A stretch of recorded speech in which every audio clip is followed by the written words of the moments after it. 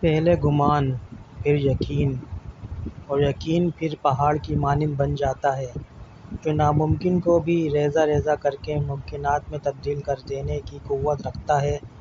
لہٰذا ایسے وہمات کا شکار ہرگز نہ ہونے دیں۔